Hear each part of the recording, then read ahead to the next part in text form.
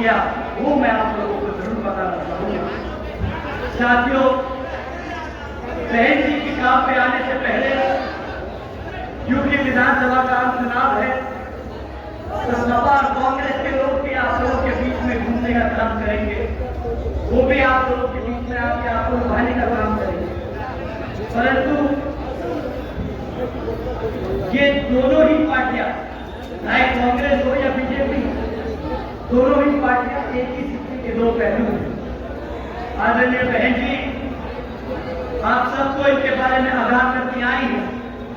साथियों, जो नीतियां, जिन नीतियों पे भाजपा आपके प्रदेश में काम कर रही है, तो जिस जगह कांग्रेस सत्ता में आसीन है अपने प्रदेशों में, वो भी उन्हीं नीतियों पे अपने राज्य में सत्ता चला रही है। तो इनके काम कुछ अलग नहीं। या कि आपके सामने राज चलाकर वो ढिंढोरा पीटेंगे, बोलेंगे हम कॉन्स्टिट्यूशन के रक्षक है, वो किताब गलती से घुस जाए तो पता चले वो खाली बनने हैं, बस नाम का कॉन्स्टिट्यूशन। वो किताब भी उनकी तरह ही है, अंदर से खाली, सिर्फ बाहर से ढिंढोरा और ढूंढ करने के लिए बहुत अच्छी है। जब से 2-2.5 साल से ये लोग पार्लियामेंट पहुंचे हैं, तब से कितनी बार आपके संविधान को बचाने के लिए उन्होंने आवाज उठाई, ये आप सब ले लेते। तो साथियों, कांग्रेस के लोग उसी थाली के चट्टे बट्टे हैं, आज इधर कल उधर। अभी बीजेपी को कोसेंगे तो कल वही काम आपके अगर सत्ता में आ गए तो वही काम आपके खिलाफ करेंगे। तो कांग्रेस पार्टी के राहुल अंकल है, वो आए दिन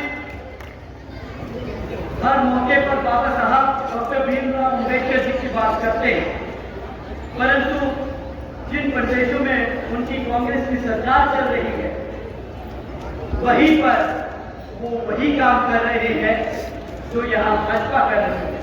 तो अगर गलती से भी अगर कांग्रेस को वोट पड़ गया तो ये वही हरकत करेंगे जो इन्होंने बाकी प्रदेशों में किया। और रही बात सपा के राष्ट्रीय अध्यक्ष आदरणीय अखिलेश यादव जी की, मैं पूरी इज्जत से, पूरे आदर सम्मान से उनका नाम ले रहा हूं। उनकी उम्र अब हो गई है। अगर मैं 30 साल का लड़का 50 साल के बाद आदमी को अगर अंकल नहीं कहूंगा तो मैं क्या कहूँगा? तो हमारे लिए तो वो बड़े अखिलेश अंकल है, अखिलेश अंकल है। तो आदरणीय अखिलेश अंकल जी, तो उनका तो यही नहीं समझ आता कि वो अपनी पार्टी में पीडीए करते कह रहे हैं, परंतु कभी पीडीए का मतलब कुछ और हो जाता है और कभी कुछ और। अभी 1-2 दिन पहले आदरणीय बहन जी ने ट्वीट कर कहा कि हालात को देखकर जैसे जैसे क्रम बदल देता है, वैसे ही अखिलेश अंकल जी का पीडीए का मतलब भी कभी कुछ बदल जाता है, समय देखकर कभी कुछ बदल जाता है। साथियों, अगर आप उनका 2012 से 2017 का शासनकाल अगर आप याद रख लें तो उनकी सरकार के दौरान सत्ता में संभालते ही एक छेड़छाड़ के विवाद से पूरा मुजफ्फरनगर में इतना खतरनाक दंगे का रूप ले लिया था कि 40 से ज्यादा लोगों को मौत हो गई थी और पूरे उस साल 850 से ज्यादा दंगे हुए और 130 से ज्यादा लोगों ने अपनी जान दी। इतना ही नहीं साथियों, बहन की सरकार में बहुजन महापुरुषों के नाम पर किए गए जिले जो बहन जी ने बनाए थे, वो 2012 में आते ही अखिलेश जी की सरकार ने एक कर सारे नाम मिटाने का काम किया। काशीराम नगर को वापस राजगंज कर दिया, महामाया नगर को वापस हाथरस कर दिया, रामाबाई नगर को वापस कानपुर देहात बना दिया, छत्रपति शाहू जी महाराज नगर को वापस गोरखगंज कर दिया। ज्योतिबा फुले नगर को वापस अमरोहा बना दिया और पंचशील नगर को वापस हापुड़ कर दिया। साथियों, ये सिर्फ नाम बदलना नहीं है, इन सभी महापुरुषों के नामों से हमारा इतिहास जुड़ा है। हमारे महापुरुषों के नाम पे रखे गए ये महानगर, इनके महानगरों के नाम लेकर हमारे बच्चे अपना इतिहास याद करते हैं। वो गर्व महसूस करते कि हमारे महान संतों गुरुओं ने भी काम किया, उनके नाम पे भी महानगर है। परंतु इनकी असली चेहरा, इनका असली चेहरा आप लोगों के सामने आ गया था जब इन्होंने सत्ता में आपका नाम कदम रखा। इन्होंने वो सारे नाम बदल के वापस वही कर दिए। हमारे महापुरुषों का आदर सम्मान नहीं किया।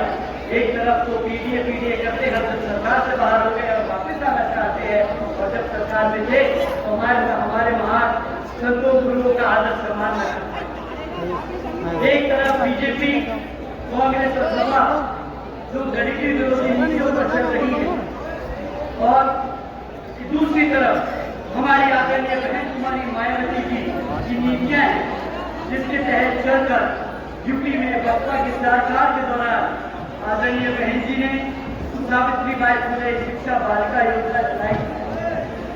इसके तहत आदरणीय बहन जी ने 7 लाख से ज्यादा बच्चियों को 12वीं तक की शिक्षा मुफ्त में देने का काम किया था।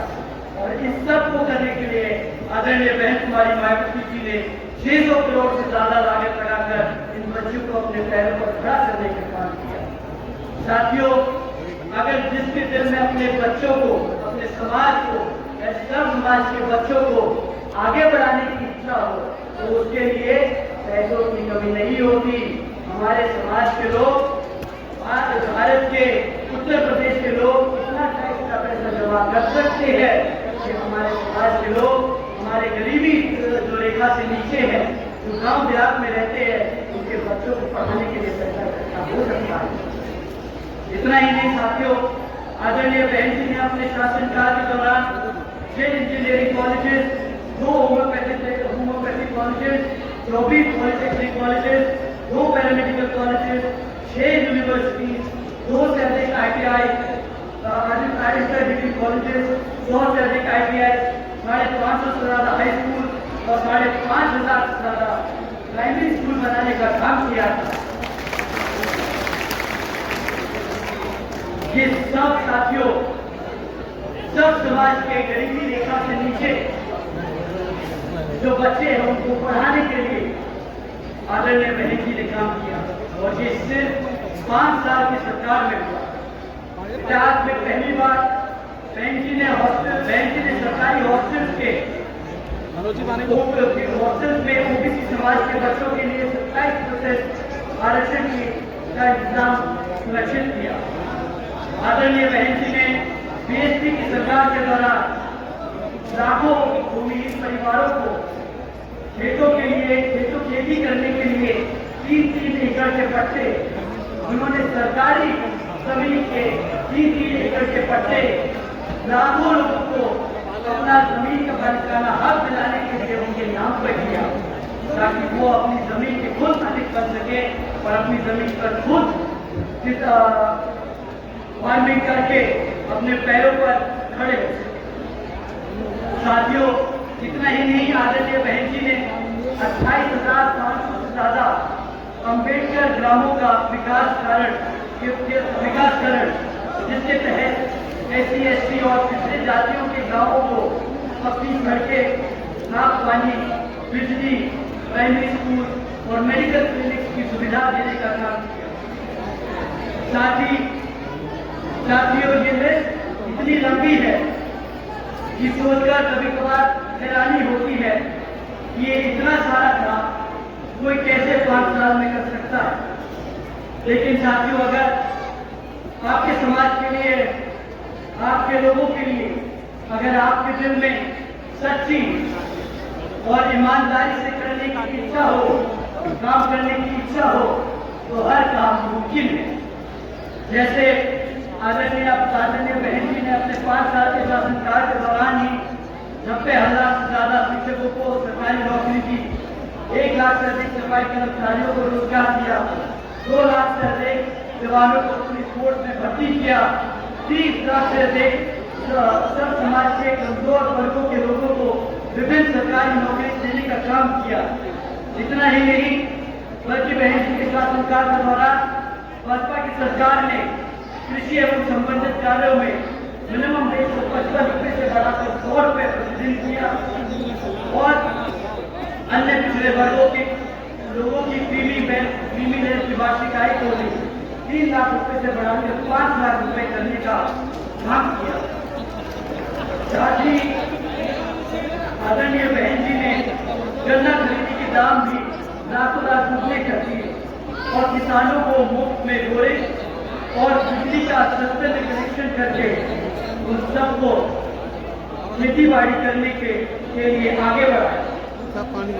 साथियों, मैंने अभी कुछ दिन पहले पढ़ा कि भाजपा की सरकार के दौरान चलते हुए हमारे किसान भाइयों का कई 100 करोड़ रुपया आज भी सरकार पे बकाया है। उन्हें वो पैसा उनकी मेहनत का भी देना बाकी है, परंतु आदरणीय बहन कुमारी भागवती जी के शासनकाल में हमारे किसान भाइयों का हिसाब सबसे पहले क्लियर किया जाता था। उनको कभी भी अपनी मेहनत की कमाई के पैसों के लिए इंतजार नहीं करना पड़ा।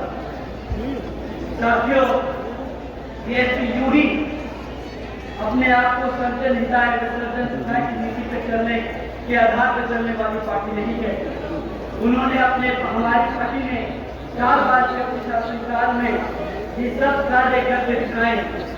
और रही बात समाज को जोड़ने की, तो साथियों मैं आप लोगों से एक बात जरूर कहना चाहूंगा कि बीएसपी यूं ही अपने आप को सब समाज की पार्टी नहीं कह सकते। आप उस विचारधारा पर, हम उस विचारधारा पर अमल